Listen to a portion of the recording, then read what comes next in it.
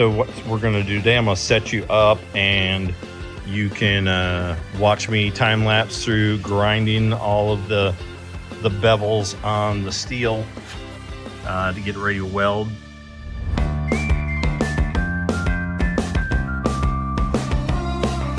So it's been a couple of days since I last made a video, but I have gotten the trailer cut apart, which you saw in the video.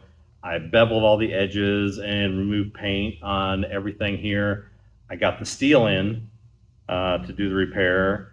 So today we're hopefully going to have it all tacked together in a minimum and have everything lined back up. It's going to take a while to get everything moved around and lined up, but we have two 4-foot pieces of the 2x5 channel, 3/16 thick, 2 4-foot pieces of the 5-inch channel, 2 8-foot pieces of 3-inch channel, and a full stick of 4-inch flat bar, 3/16 thick for my side plates.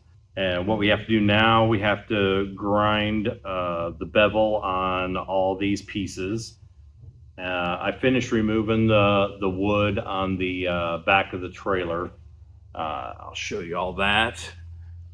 So the wood back here has been removed. I did find one board that was pretty rotten. But all that's been removed all the way down except the one board there I kept for aligning everything and setting stuff on. It's just got a couple screws left in it. It's not really holding anything. But I came through, cleaned these up because the tops of these were not welded. You can see these still are not welded. I welded those up most of the way down, but for some reason they left the top unwelded. All the cross braces, I'm not sure why they would have done that. If you know, leave that in the comments if there's a structural reason or a flex reason or something. But I'm welding them up because it just looked like it was undone to me. Maybe it was for clearance for the boards because, you know, the weld leaves a little hump right there, but I'm going to leave probably a little more clearance between the boards, maybe a 1/2 inch to 3/4 of an inch, where they left about a 1/4 inch. I think it still would have been plenty of room if they had welded those, but I don't know. I can't figure it out. So anyway, here's my welder. If you didn't see it before, it's a Millermatic 251. Really good machine. It served me well over the years. I have a mix of 75% argon, 25% CO2. It's called Stargon, where I got it here before, but that's what I'm using. And I ordered some more stake pockets so they can be put, you know, somewhere in here and somewhere in there, just like the stake pockets are in there. I also ordered some D-rings. So I have a dozen or so 1/2 inch D-rings coming. This trailer never had D-rings on it before, but I think I'm gonna put a couple somewhere up here.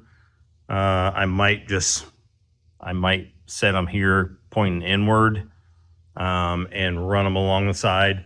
The current tire straps I have use stake pockets.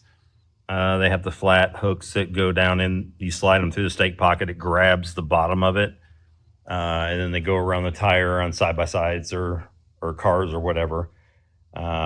Seem to work pretty well. I'm going to kind of stick with those. But while I'm here and I have everything apart, I'm going to go ahead and weld those on.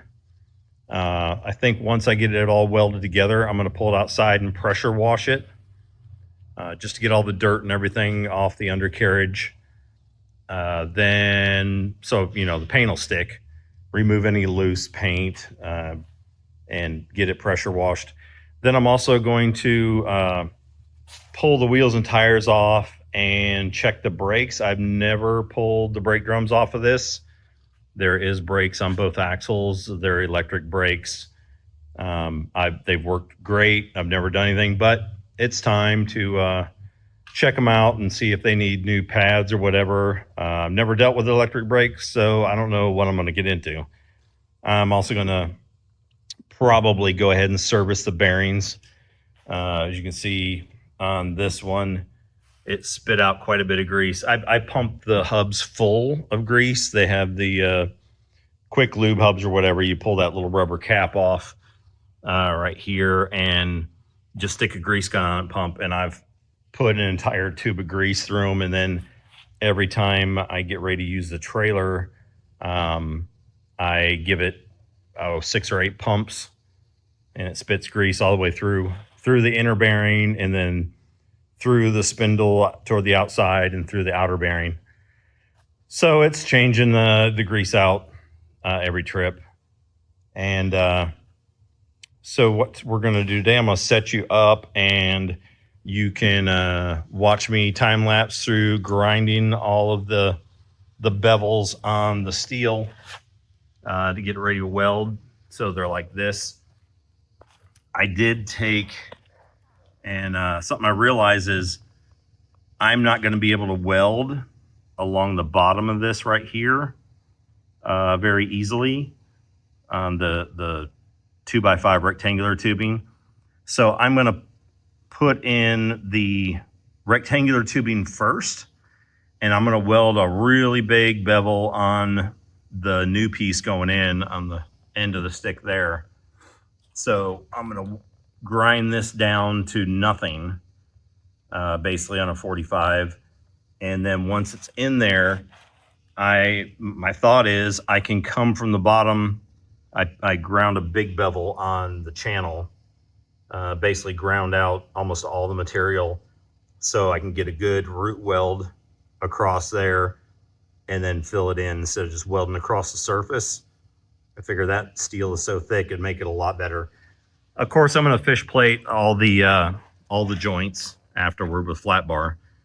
But my biggest concern was getting this joint right here welded. So again, I'm going to put the 2x5 tubing in first, try to, get it tacked in place, make sure everything's square on the trailer. And then try to weld that bottom, burn it in really good. So that when I put the channel in below it, then I can just come in with a root and finish that up and get a good penetrating weld through this whole joint here. I'm also gonna, stitch weld along to weld the tube, the rectangular tube, and the channel together. They did stitch weld about every foot or so. They did 5 or 6 inches.